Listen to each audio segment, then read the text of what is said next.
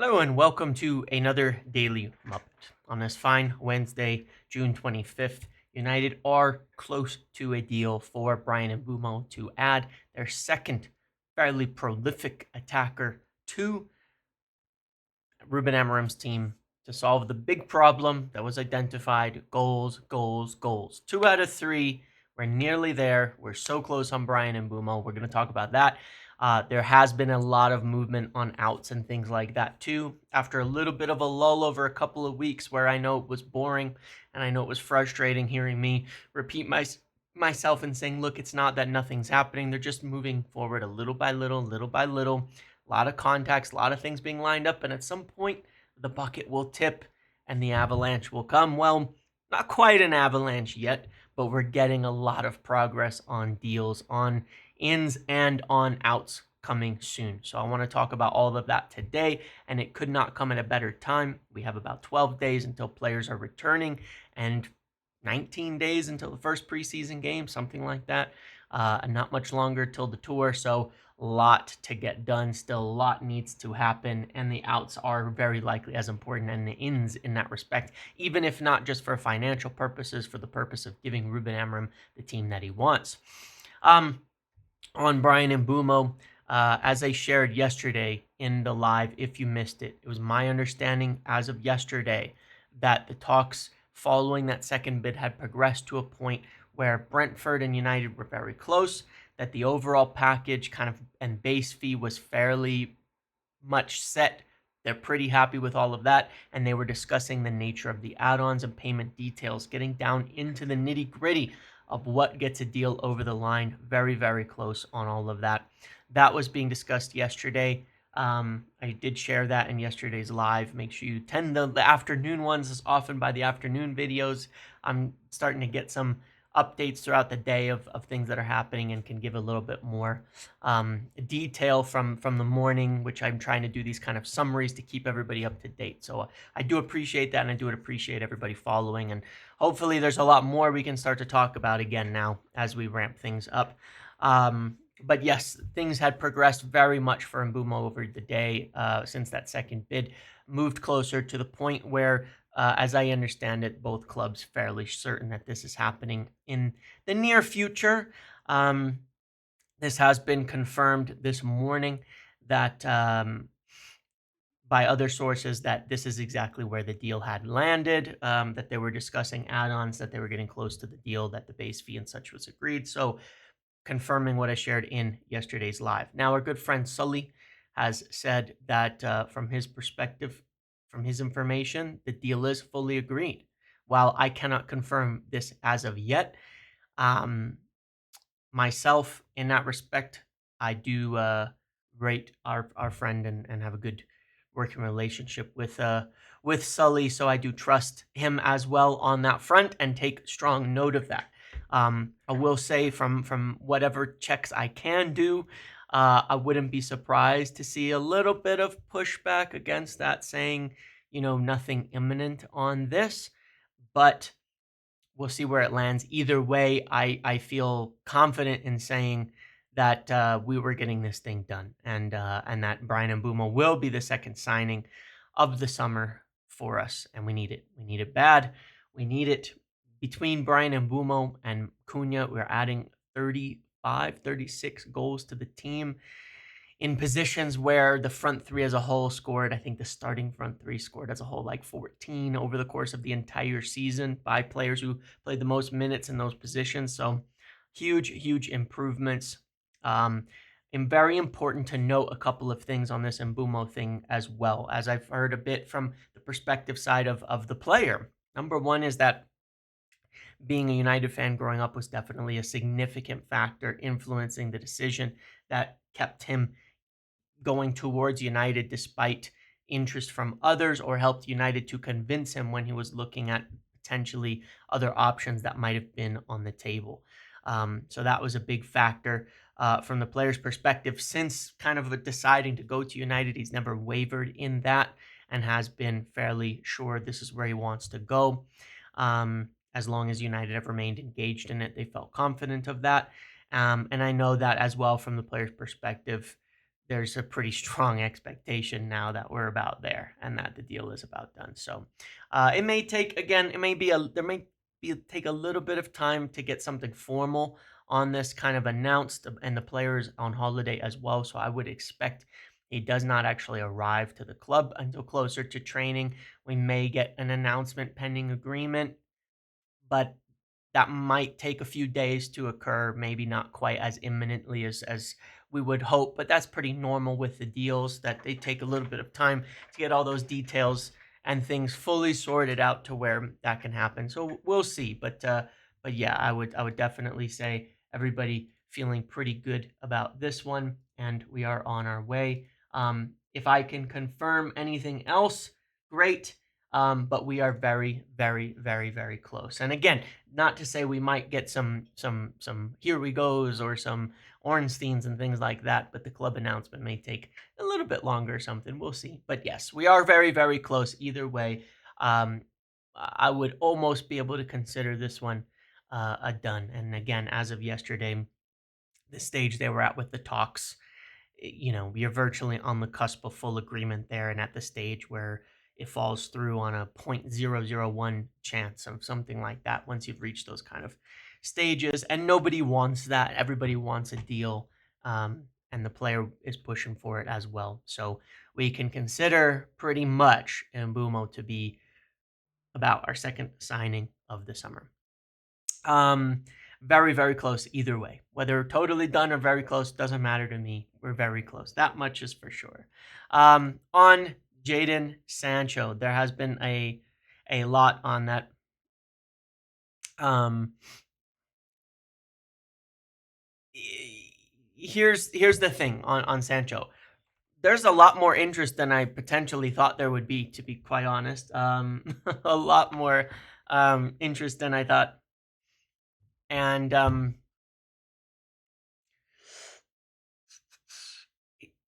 I think there's a really, really good chance now he leaves. Where exactly is definitely still up in the air.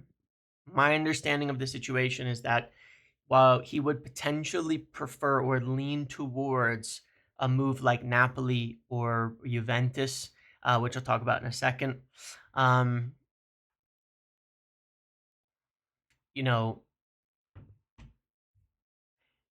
Fenerbahce are pushing really strong on this deal as well. And especially in the last like 24, 48 hours, pushing really hard to make a deal for him. They're offering a better financial package at the present time than like Napoli or Juventus might. There's even other clubs interested than that, but look at these as kind of the three front runners right now. And I believe what Sancho is trying to do is to, see if he can get the package to improve from a Napoli or from a Juventus to get closer. And if not, then Fenerbahce provides an option, that would suit his financial concerns, or I guess financial requests and things. And so that option being on the table is very good for us.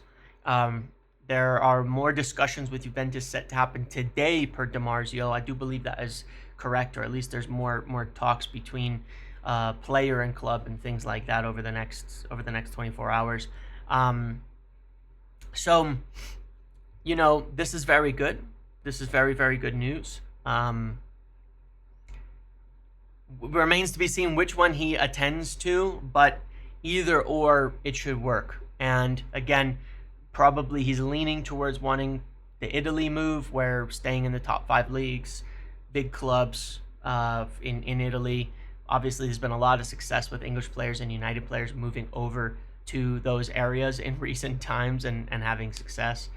But Fenerbahce providing a serious option, with Jose Mourinho pushing for it, with good wages on offer. So I could see it going either way at this point. It's hard to know what Sancho will choose at the end of it. But I think he's going to continue maybe pushing the Italian clubs a bit more to raise their offers. It seems like the bid to the club is not going to be much of a problem. As I shared in yesterday's video, United's perspective is he sorts out the personal terms with the clubs that he's signing for. Don't make it our problem figuring that out. And it seems like that's kind of working, and they're going to figure something out. So really good chance that, that Sancho is, that Sancho is there, is leaving and freeing up an enormous amount of space for United, and quite literally 8, 9, 10% of the cost between amortization and fees. I did like the math in yesterday's live, and between like Sancho and Anthony, and like Rashford's wages on loan, we'll talk about that in a second. It's something like 56 million a year in costs, and that's massive, absolutely fucking massive in terms of the space that it gives the club. I mean, it's like half of our losses, half of the club's financial losses practically on that, and obviously you want to replace some of that, and the budget's been cut and things, and so it's not like that money will not necessarily, what's saved will not necessarily be reinvested, because other cuts and things, of course, have been made. But man, is it significant. It is huge. And Jadon Sancho is like something like 30 million of that. It's wild, absolutely wild, the amount of cost for players that aren't playing for the club. So Jadon Sancho moving towards an exit, a lot of interest, a lot of active discussions, pushing potentially for that move to Italy, but has not turned down Fenerbahce. They're pushing very hard and have made a good offer. So we'll see where this lands in the end as well. Marcus Rashford, one of the stories that kind of came out seemingly all over the place yesterday, and I was a little surprised that this came out as like this big news type of thing,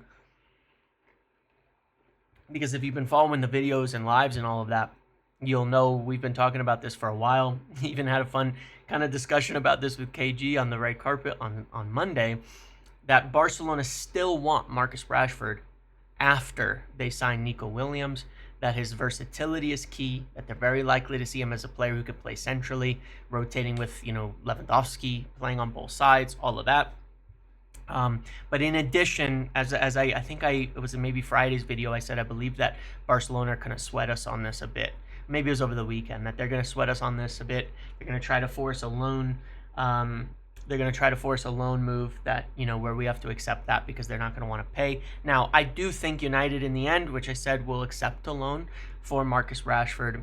Ideally, there's some sort of option or obligation in there too, but a loan with the wages covered is something that they'd probably be willing to do. With the other savings that they're going to make on things like Sancho, that looks very likely. Anthony, which I'm not going to discuss too much in this video, but I'll touch on the sales. They don't need all the money from Rashford right now. And again, I would state that it's not so much money as you might consider, because United owe him 3 years worth of contract. It's not necessarily going to, just because you get a payment, just because they sell him, doesn't mean that they're going to get a lot of that, because they owe a lot of money to Marcus Rashford, like 45 million. So a loan is probably okay. It frees up 15, 16 million a year in wages if they can get the wages covered. If there's a little loan fee, it could give United another 15, 20 million to work with. So they're okay with that. Barcelona are going to sweat United on the loan. United are probably going to end up accepting that because it's the move Rashford's pushing for. The Nico Williams deal does not stop that happening. And I would expect that after July 1st, this is something that will accelerate a bit more. As we've seen as well, Ansu Fati looks like he's getting his move away from Barcelona. That's one of the reasons they couldn't register him, I believe, and where things didn't move in January. But there seems to be a lot of confidence on Rashford's side about getting to Barcelona. And there's reports from all sides that they still want him, and that Hansi Flick rates him quite highly, and that they still want him after Nico Williams. So this is a deal definitely to follow. That seems like it's ramping up a bit. So Sancho ramping up a bit, Rashford ramping up a bit. What about our other sales? Well, Anthony, as we know and I've spoken about, won't spend too long. It's close. It's close on Betis. There's lots of talks. They're selling Johnny Cardoso. They have a little bit of money. There might be some dominoes. They're selling Johnny Cardoso. They're also selling a winger to Como, and it seems like those are kind of the dominoes that will help them. They're going to get a new midfielder. They want Anthony. This one, again, I think will take a few more days, maybe a week, to continue talks and figure out a suitable deal that works. But there's a good expectation that that one can happen and that he can go to Betis in sort of a structured deal. But I think it would still be one that would significantly help United in the short term as well. So Sancho, Rashford, Antony moving. On Rasmus Højlund, a couple pieces on this. Still in talks with Inter. I think the situation there is that they need to move Taremi in order to get that second one in after Boni as a striker. And there's interest in Taremi once that happens. Again, potentially after July 1st, that one could get moving in a bit more at a bit more pace as well. And one of the things that I want to state and be clear about, as with before, is that look, when these this July 1st thing as well, there's a lot of clubs that are going to be waiting until after July 1st to try and make their significant move, make a big move forward, spend a bit more money. Beforehand, they're more focused on balancing the books, things like that. And that's what they're trying to do. And so it's no surprise that things are speeding up a little bit as we get close to that break point in the financial year, and that a lot of deals will probably get done after that and kick on quickly, and we need them. But there's a real chance now Sancho, Antony, even maybe Rashford could all be done before the return after training. And Højlund maybe takes a little more time to run, but to be very clear on Rasmus Højlund, he's a player who was in the squad. He's not ever been kicked out, anything like that. So regardless of deficiencies that he's had playing wise, we haven't had the issues. If he's there in training, it's not like it's this big problem. Like, holy crap, Højlund is there, as it would be with Sancho or Rashford or even Antony to a degree, though not quite as much. He's been there. He was playing right through the end of the season. So he's expected to be in training on Højlund's case, but this one could have a little bit more to run. The big one that is really not particularly moving is Alejandro Garnacho. Now, the stories on Nkunku, we've kind of cooled down a bit. United are, like I've said, United have an interest in Nkunku, but it's more being proposed by Chelsea as potentially a way, something that they would offer if they're to move for Alejandro Garnacho. And in that way. Now, he's definitely not a priority for United. He's not their main target. It's more being proposed on the Chelsea side. They didn't want to spend a lot of money on him when the talks were there before in January. They're not actively pursuing him. The cost that he was rated by Chelsea they felt was exorbitant. The wages are high. So it's really unlikely that this is going to happen. He is on their radar. He's even a player that United like, but it's not necessarily like an active kind of pursuit there. It's more thinking of Chelsea offering this as a part of a potential Garnacho deal if they're going to move for Garnacho, which is not certain as of yet. Again, I would suggest United might push for, if they were to offer that, might push for a loan instead, to give it a try and to kind of sweeten the deal to help move Garnacho on. But that is an unknown as of this time. That's more me speculating based on what they've asked for in the past, which was they wanted to limit that deal to more of a loan. So this is one that's definitely up in the air a bit on Garnacho's future.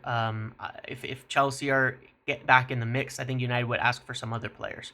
There's other players they'd be interested in over at Chelsea for sure. There's ones I'd like them to go for, but there'd be other players they'd be interested in, definitely. Same goes for Aston Villa. Aston Villa remain interested in Garnacho, but again, they would have to be after July 1st for them, and they're very likely going to have to sell some players as well. So those are the main sales, how they're moving, where they're going. A lot of progress being made. I see a world where by this July 7th, Mbeumo, Sancho, and Rashford and Antony are all done or close to being done in terms of ins and outs. And then we have some progress on the next signing as well as potentially Garnacho moving on. There's a real chance that happens. On the front of what comes next, a number 9, still wanted, still a priority, has always been, being reported everywhere, still is. Our main names are still Gyökeres, Ekitike. There's been some reports on, and we were kind of talking about this in the live yesterday. What other options are there? There's Gonzalo Ramos on loan. Gonzalo Ramos, I wouldn't 100% lose sight of that one as of yet.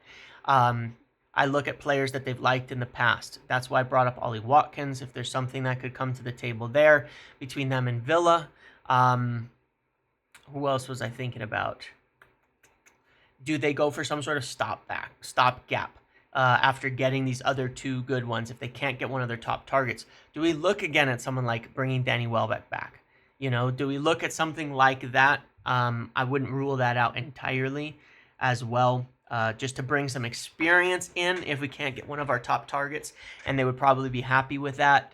Not satisfied with that, obviously, because you still need to sign a striker later, but happy with that in alignment with also getting Cunha and Mbeumo wouldn't be the worst thing on earth, but certainly not necessarily what fits the team and the way that Amarim wants to play the best. There's another name that I couldn't remember. Juventus are pretty likely to offer something with regards to Vlahovic, or at least bring it up. There was a point United considered Vlahovic, but this was before Ineos, before the current team. I don't know that they would consider it again. They haven't expressed about a serious interest in him. He's been available, and they haven't been talking about him or making moves for him. So you would expect they're not particularly interested. Could they take him? He's only got 1 year left on his deal. Could they just pay a loan fee and cover wages to take a punt on it and then see if they can sign? If it works out, great, sign him. If not, then nothing. I don't know. That would just be purely speculating. But number 9 is definitely the main thing next. So we'll see if they start to make some other moves and other names kind of come up. But I'm still thinking with Gyökeres primarily, Ekitike, and let's see, Gyökeres, Ekitike, Gonzalo Ramos I wouldn't rule out given he's been offered to us. I'm thinking about other targets I know they've had interest in, like Ollie Watkins. Do they go back in and move for Mateta? Do they talk to Chelsea about someone like Nicholas Jackson to take him on loan or something like that as well? We'll see, but that's a curious one that I expect we'll start to get some accelerated news on in the next few days. Once Mbeumo is wrapped and the sales are kind of wrapping up, I think next week we'll start to get a bit more news on the striker. A midfielder and a goalkeeper still wanted as well, so I'm curious to see news there. There was news about a young Belgian midfielder, but I can't say whether there's anything in that. There was also news about Ndidi, and it does make me wonder when you hear both of these coming out. Are we making little checks into things? Are we just looking? Are we starting to hear like the names that might lead to a midfielder signing? Maybe. I'm looking out for a lot of the names that I've named before to see some reports come from them. So let's see what happens there. But that's it for today's video. Just to wrap it up, in summary, Mbeumo very close now. Maybe fully agreed for Sully. Maybe very close. Might be a little bit of time to run. Maybe nothing imminent in terms of something official on this being agreed. But either way, we're very close. I can definitely state that we've reached the point of discussing the minutia of the details, the add-ons, the payment structures, and we were as of yesterday. So likely a lot of progress occurring there. Overall fee, base fee, these things good. Mbeumo side, feeling like this one is happening and ready to go. Lots happening on Sancho. Very active thing that we could see resolution on in the next couple of days. Looking to Italy, but Fenerbahce pushing very, very hard for him in recent hours. Rashford still an option for Barcelona after Nico Williams. Likely to be on loan. Likely something United will end up accepting. That could probably not imminent or anything near happening on that yet, but potentially after July 1st or near the return for training, we'll see something there. Anthony, that might take a few more days and things to have advancements on, maybe a week, maybe after July 1st, but that one still looks good. And then we'll see if something opens up on Granacho and Højlund once Taremi is sold. And let's look for number 9 links and little activities there as well, as that is definitely still wanted by United this summer. Okay, thanks for watching. Make sure to like, comment, subscribe, turn notifications on. I appreciate you all. Thank you very much. See you in the next video.